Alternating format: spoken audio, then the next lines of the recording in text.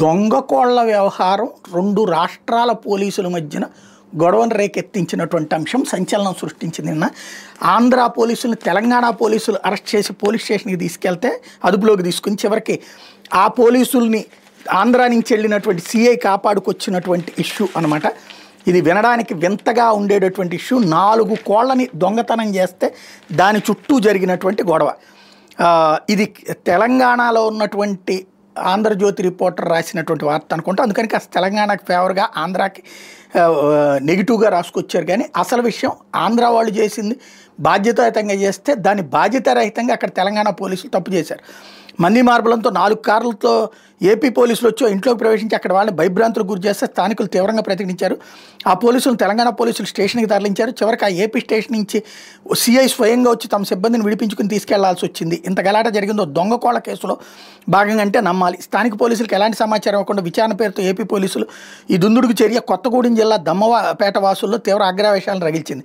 చోరికి గురైన 4 కోళ్లు, వాటి విలువ 4 లక్షలు. అంత ఖరీదా అనంటే అన్నీ కూడా పిస్తా బాదం పప్పులు గట్రా మేస్తూ వచ్చే సంక్రాంతి కోసం సిద్ధమవుతున్న పందెం కోళ్ళు. ఏపీలోని ఏలూరు జిల్లా చింతలపూడి మండలం పట్టాయిగూడెం గ్రామానికి చెందిన రంగనాథ్ అనే వ్యక్తికి చెందిన ఈ కోళ్లను 10 రోజుల క్రితం దొంగలు ఎత్తుకెళ్లారు. వెంటనే రంగనాథ్ చింతలపూడి పోలీస్ స్టేషన్కి వెళ్ళి ఫిర్యాదు చేశాడు.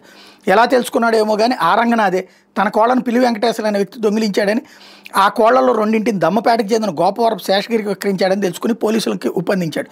సోమవారం చింతలపూడి స్టేషన్ నుంచి హెడ్ కానిస్టేబుల్ హోంగార్డు కలిసి ఒక కారులో స్థానికంగా ఉంటున్న కొందరు మరో 3 కార్లు బయలుదేరి దమ్మపేటలో వాలారు. నేరుగా గోపవరపు శేషగిరి ఇంట్లోకి వెళ్ళారు. ఆ సమయంలో శేషగిరి ఇంట్లో లేడు. అతని భార్య రాజేశ్వరిని ఉద్దేశించి నీ భర్త ఎక్కడ అంటూ పోలీసులు గద్దించారు. దొంగ కోళ్లు ఎందుకు కొన్నారని ప్రశ్నించారు. లోపల నుంచి గేట్లు మూసేసి ఇంట్లోని సీసీ కెమెరాలు హార్డ్ డిస్క్లు స్వాధీనం చేసుకున్నారు. ఇంట్లో ఓ చోట వేరే 2 కోళ్లు కట్టేసి ఉంటుంది చూసి ఇవే కదా మీరు కొన్న కోళ్లు అంటూ దుర్భాషలాడారు. ఆ కోళ్లను తమ కారులో వేసుకున్నారు. అయితే అప్పటికే అక్కడికి చేరుకున్న గ్రామస్తులు ఏపీ పోలీసులు అక్కడి నుంచి వెళ్లకుండా అడ్డుకున్నారు. వెంటనే దమ్మపేట పోలీస్ స్టేషన్ సమాచారం ఇచ్చారు. స్టేషన్ నుండి ఓ పోలీసు ఘటనా స్థలానికి చేరుకుని ఏపీ పోలీసులు వాళ్ళ వెంట వచ్చిన వాళ్ళని స్టేషన్కి తీసుకెళ్లారు. కాగా చింతలపూడి సిఐ క్రాంతి కుమార్ సోమవారం దమ్మపేటకు చేరుకుని తమ సిబ్బందిని విడిపించుకుని తీసుకెళ్లారు. ఈ విషయం మీద దమ్మపేట ఎస్ఐ సాయికిషోర్ రెడ్డిని వివరణ కోరేందుకు ప్రయత్నిస్తే అందుబాటులోకి రాలేదు. వాస్తవానికి పిల్లి వెంకటేశ్వర నుంచి 2 కోళ్లను శేషగిరి కొన్నట్టు తెలిసింది. వాటిని అతను మరో వ్యక్తి ఇంట్లో నుంచి అక్కడి నుంచి వేరే 2 కోళ్లను తెచ్చి పెట్టుకున్నట్టు సమాచారం. అయితే మిగిలిన 2 పందెం కోళ్లని వెంకటేశ్వర్లు తన వద్దే పెట్టుకున్నాడు. గ్రామానికి పోలీసులు వచ్చారన్న విషయం తెలుసుకుని శివార్లోని చర్చి వద్ద 2 కోళ్లను వదిలేసి అతను పరారయ్యాడు.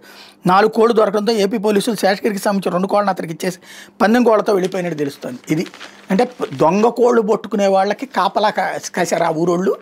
వాళ్ళని కాపాడటం కోసమని పోలీసుల మీద గొడవకు దిగారా? అది తెలిసి కూడా అక్కడ ఉన్నటువంటి పోలీసులు ఆ దొంగ కోళ్ళని కాపలా కాసేటటువంటి వాళ్ళకి అండగా నిలబడ్డారా?